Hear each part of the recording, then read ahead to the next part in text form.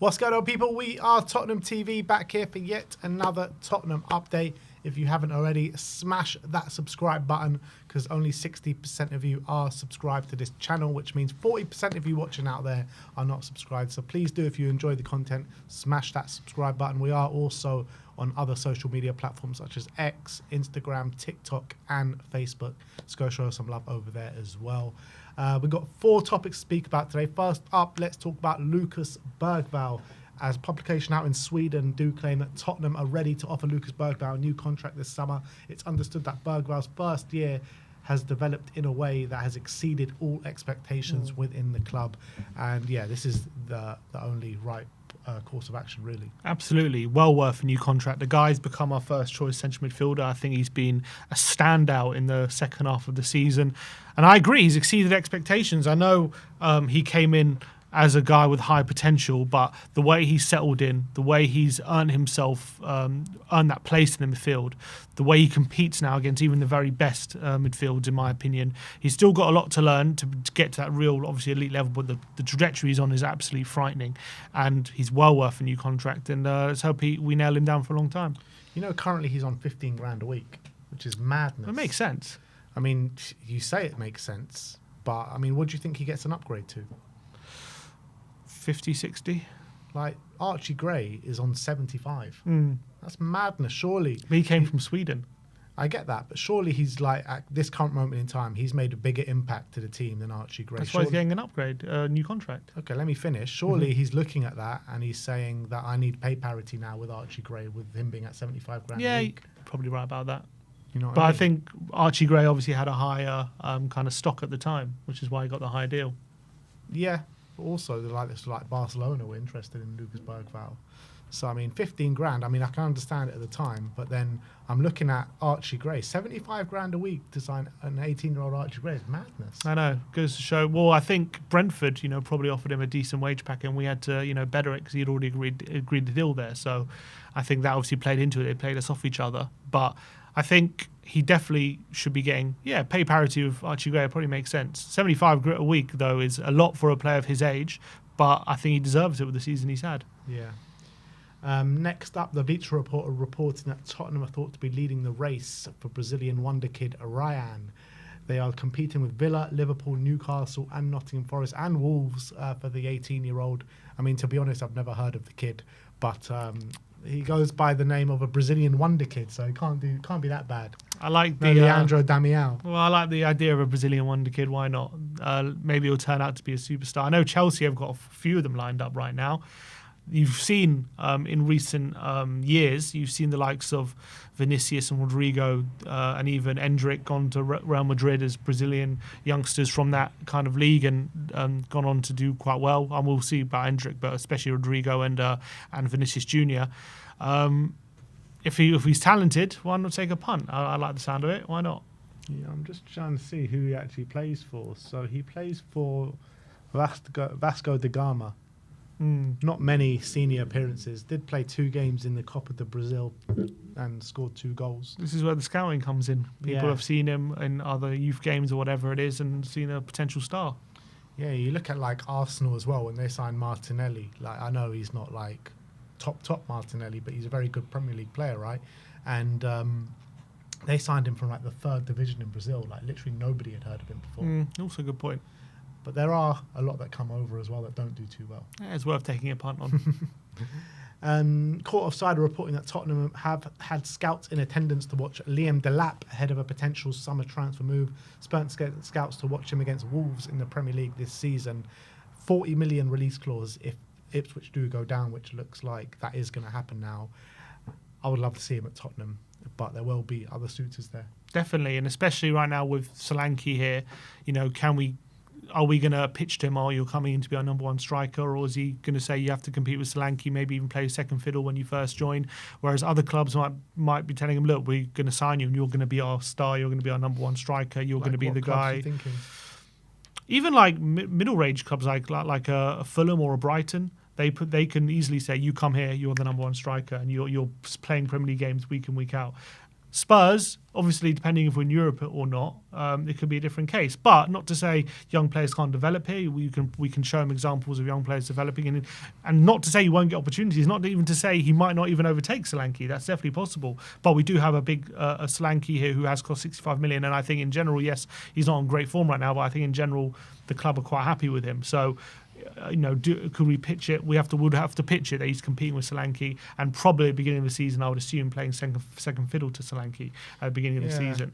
Particularly if we don't get Europe, it'll be hard to see like how those minutes are shared if like between Solanke and Delap. But the reality is, if we are looking to get rid of Richarlison this summer, we do desperately need to bring in a striker this summer. Absolutely. If I'm thinking from Delap's point of view, if I'm getting other Premier League clubs though saying you come here, you were going to build the team around you, you're our number one striker, it's going to be difficult to compete with that. I'm just thinking like who actually don't have a striker, like that's like a massive upgrade. Like the rumours are like his favourites to sign for Chelsea, but they've got Nicholas Jackson there.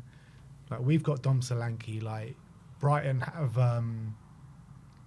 have the Brazilian kid, João Pedro, who's a very good player as well. Like a lot of these clubs all have like very good strikers there already. It's true. Villa, Watkins, maybe Fulham. Fulham could be a really good option for him. Yeah, Fulham have Jimenez and Muniz. Yeah, I think Delap's a big upgrade. Delap's better than both of them. Mm-hmm. He's a big upgrade on those.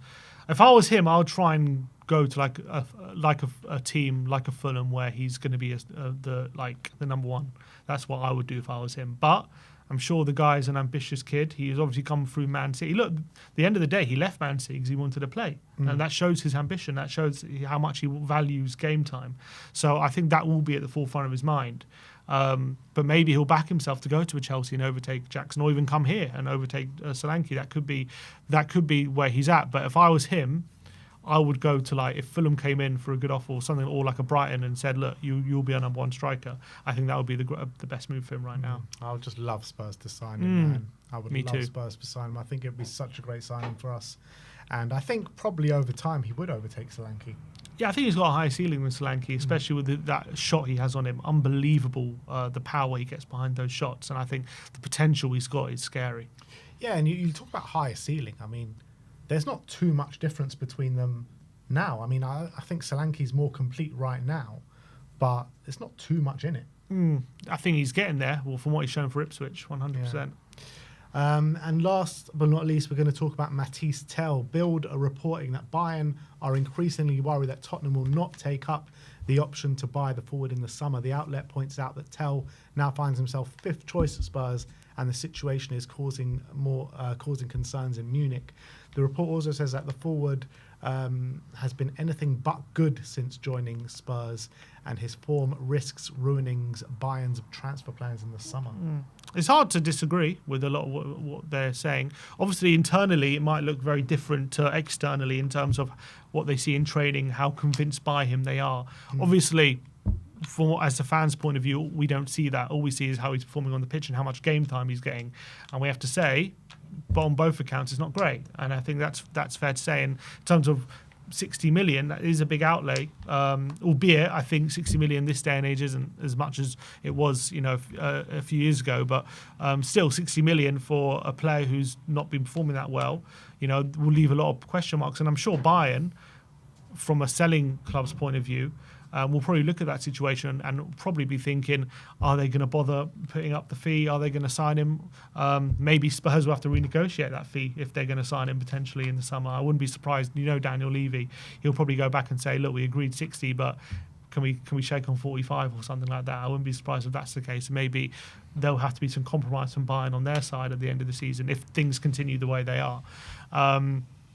But I think probably I would say internally things might be different than might be different than externally. It's hard to know. But if I would be worried if I was Bayern, because obviously they want to sell him, they want the money, and maybe they have plans in the summer about bringing in replacements and stuff like that. So if that's the case, then I'm sure they had their minds that Tottenham are going to sign him, and at the moment it definitely very much looks in doubt externally.